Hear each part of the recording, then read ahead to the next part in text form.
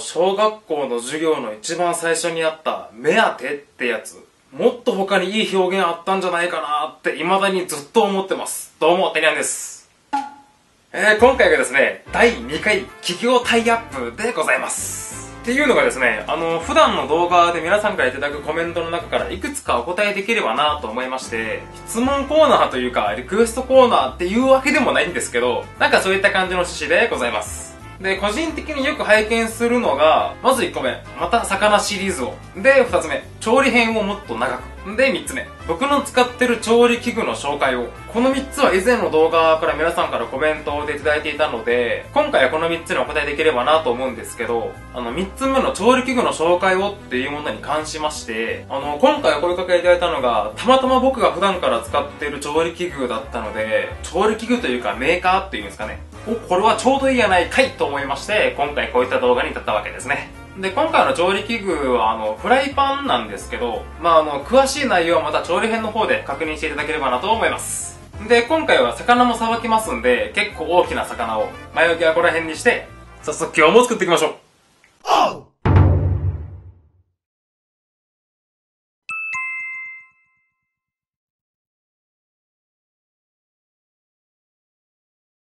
こちらが今回のメイン食材のブリですね。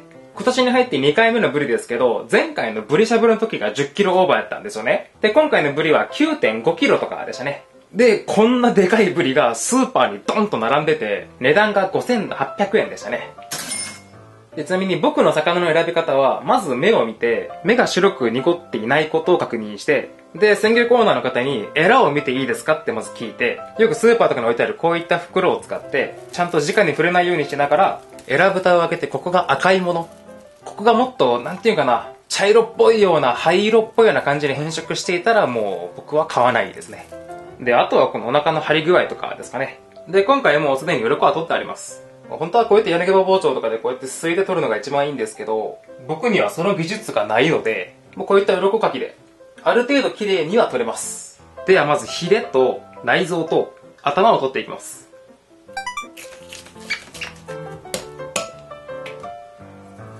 よいしょ。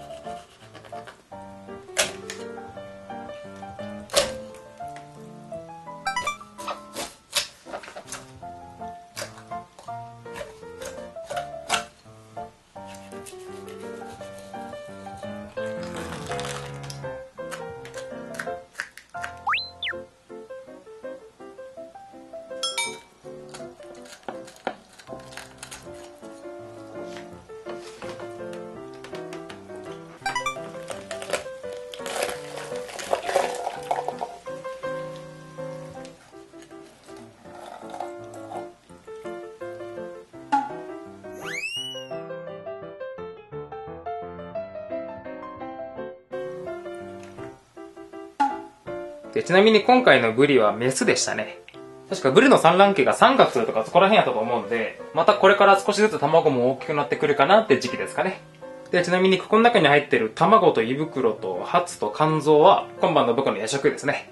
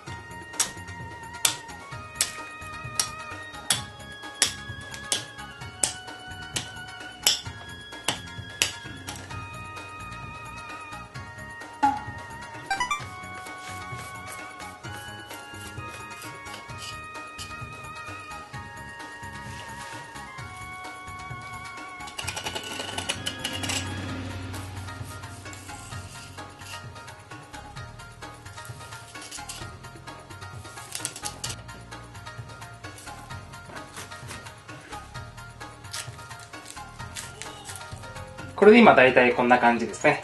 頭と内臓と中骨。この3つが煮付け用で、ヒレはヒレ酒用。で、カマは塩焼き。で、今回使っていく身ですね。今ゴミ箱の中入ってるのは、エラと、あと胆嚢とか、そうやって食べれない内臓と、あと鱗ぐらいですかね。これ全部で5800円と思ったらめっちゃ安いですよね。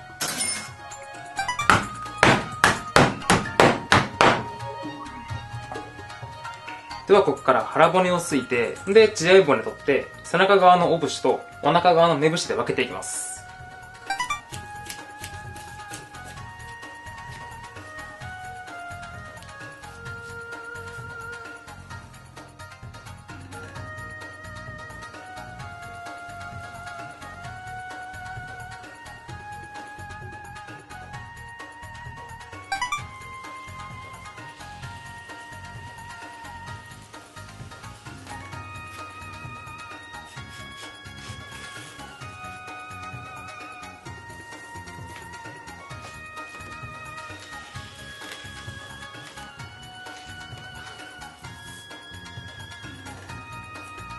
はい、これで今こちらが目節。で、こっちがお節ですね。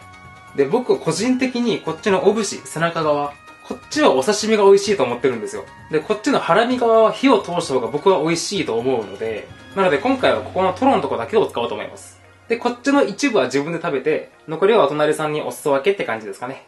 ではこちらを切り身にしていきます。で、切り身にする時の方向なんですけど、こっちのお腹側は、この腹骨のラインに対して垂直のこの向きですね。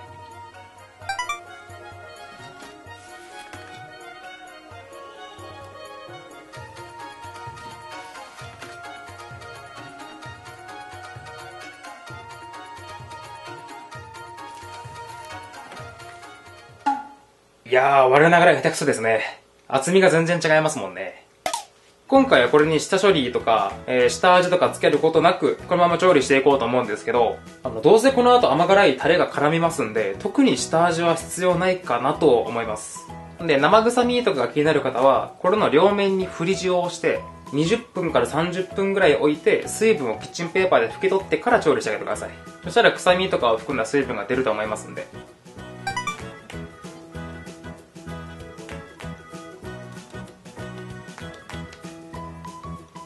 今回薄力粉を使いますけど、これ薄力がなければ片栗粉でも大丈夫だと思います。どちらでもお好みでって感じですかね。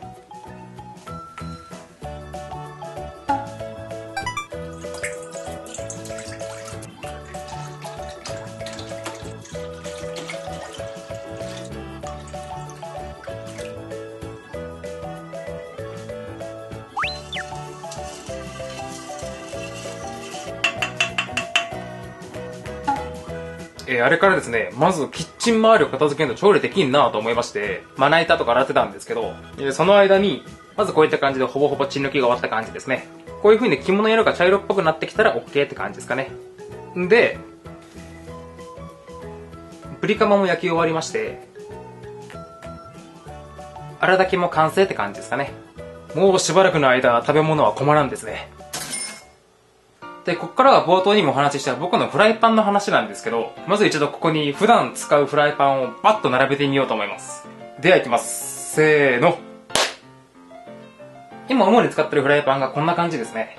最近だとこのフライパンなんかよく出てくるかなと思うんですけど、僕がこれを動画でよく使うのは、これは見た目がかっこいいからっていう理由です。で、僕が普段一番使うフライパンはって言われたら、このフライパンなんですよ。で、こちらかなり有名なフライパンで、ご存知の方も多いと思うんですけど、こちらフレーバーストーンっていうフライパンですね。というわけで今回はこちらのフレーバーストーンとのコラボですね。で、今回のこの動画に合わせて、こういったものを送っていただきました。今回真っ赤っかなやつですね。で、今回はブリの照り焼きなので、こちらのソテーパンを使っていこうと思います。で、確かに今回はコラボ動画なので、こちらのフレーバーストーンのことをお伝えするんですけど、正直言います。褒めちぎるつもりはありません。普段から使ってる分、このフレーバーストーンのいいところも悪いところも両方ともお伝えできればなと思います。ね、うまい棒みたいに10円とかで買えるわけじゃないですからね。では作っていきましょ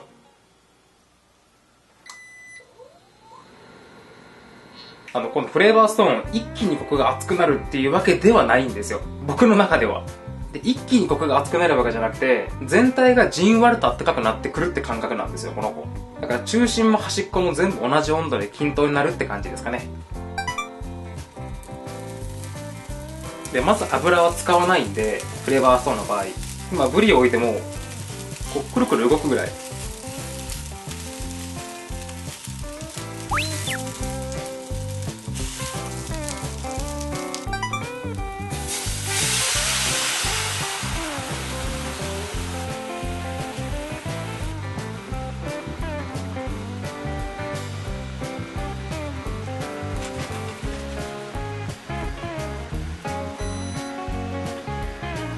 で、このフレーバーソース何がいいかっていうと、例えばこういった照り焼きのタレとか、若干煮詰まってくるでしょ。そしたら普通のフライパンやとベターってくっついちゃうんですけど、この子やと、普通に水でパーッと落ちるんですよね。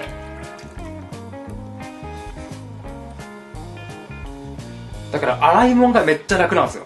これが僕が普段使ってる理由ですね。ただ、すごく使い勝手はいいんですけど、普段僕が収録でよく使うこっちと比べると、ちょっと重たいんですよ、これ。だから多分ずっとこれでチャーハン作り続けると、多分腕疲れるかなって感じですかね。だから今回の照り焼きみたいに、もうフライパンここにベタ置きで、魚とかお肉とか焼くときにはすごく適してるんですよ。全体まんべんなく焼けるんで。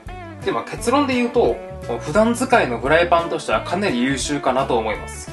実際僕も1年以上使ってますからね。で、今回の動画の概要欄の方にこのフレーバーストーンの、購入ページというか URL も多分貼り付けてると思いますんで、クーポン付きで。だからもし気になる方がいらっしゃいましたらぜひ。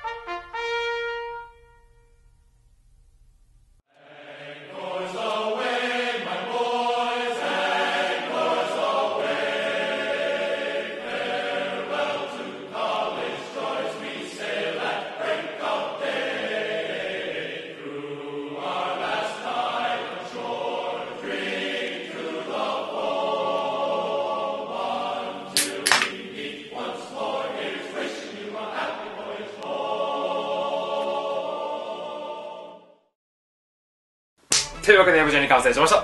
ブリの照り焼き丼とその他もろもろ。で、まだ冷蔵庫にもまだまだ入ってますからね、具材が。って考えたら、あれ、ブリ1本で5800円って相当安いですよね。だいぶ経済的。で、お刺身もありますんで、早速食べていこうと思います。いただきます。じゃあではいつも恒例のやつ。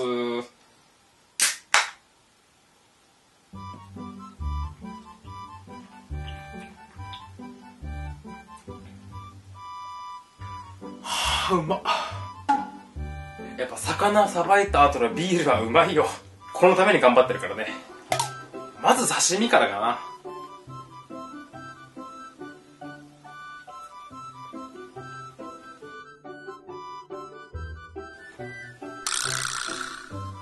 やっぱまだ鮮度の良かけんさ、こう跳ね返すような弾力というかね、コリコリ感があるもんね、まだね。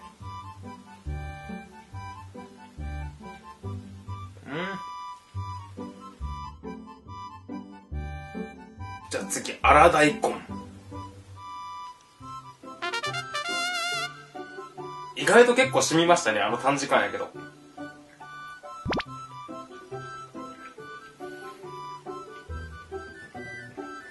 暫定1位。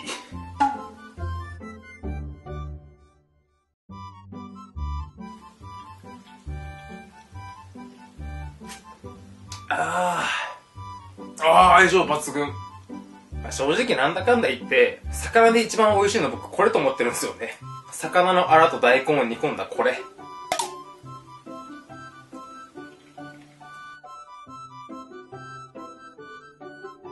いやー、一瞬でしたね。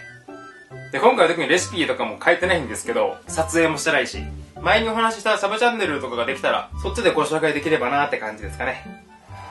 では、行きますか。今回のメインディッシュ。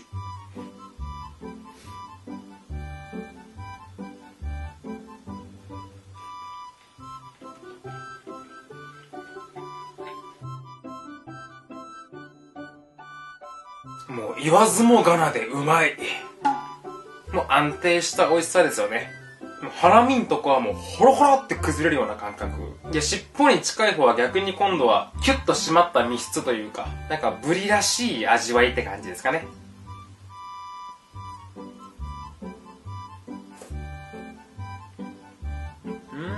柔らかい。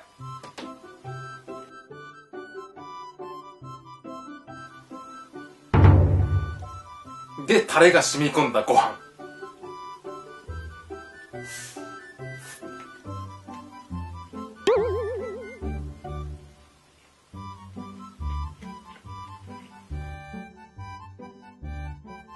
生姜の清涼感がやっぱ合うね。ブリと生姜はマスト。これなんぼでもいけそ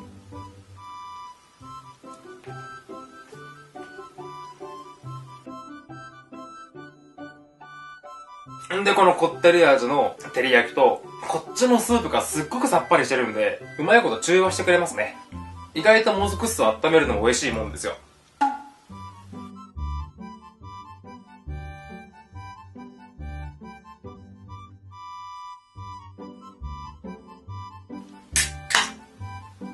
やっぱ照り焼きってご飯にも合いますけど、お酒にもよう合いますね。この甘辛い味付けがね。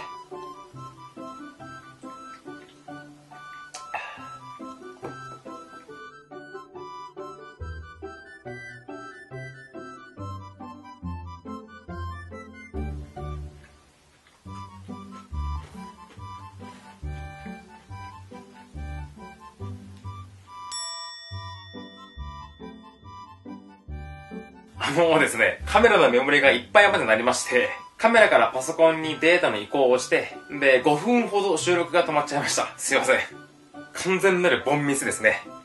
で、その間ちょっと暇やったので、新しくお吸い物を用意したって感じですかね。で、ちなみに今はだいたいこのぐらいなんですけど、とりあえず一周ぐるっと回るとこまで食べ進めようかなと思います。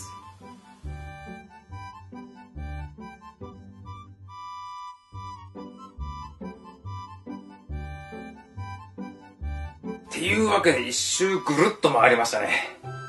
ここまで食べ進めてきて、だんだんともう冷えてきてるんですよね。冷えてきてはいるんですけど、やっぱトロのとこなんで、食べてもジューシーで柔らかいって感じですかね。だって冷えてもこんなんすもんね。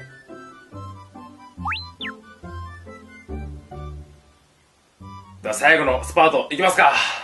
じゃあラストスパート。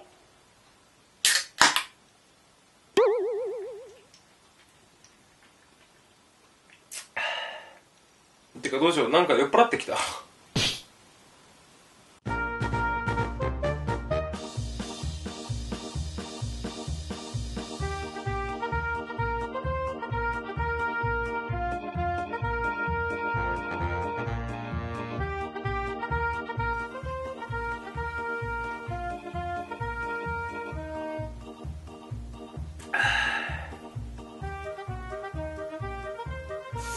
れ様でした。いやー、今回もいい晩ご飯でしたね。今回これだけの量が作れて、で、なおかつまだまだ荒炊きの刺身の柵も残ってるっていう状態ですもんね。そう考えたらやっぱ1本買う方が安いですよね。まあ正直なかなかブリをおろそうって思われる方も少ないとは思いますけど、もう慣れてしまえばさばくのも結構簡単なので、もしご機会がありましたらって感じですかね。で、今回フレーバーストアさんとのコラボ動画ってこともあってフライパンのご紹介とかもしましたけど、最近また包丁とかも増えてきたので、どっかのタイミングでご紹介できればなと思ったりはするんですよね。いつ頃になるかわからないですけど、まあもし今後ご機会がありましたらって感じですかね。っていうところかな。では今回はこの辺で終わろうかなと思います。ではまた次の動画でお会いしましょう。では、バイバイ。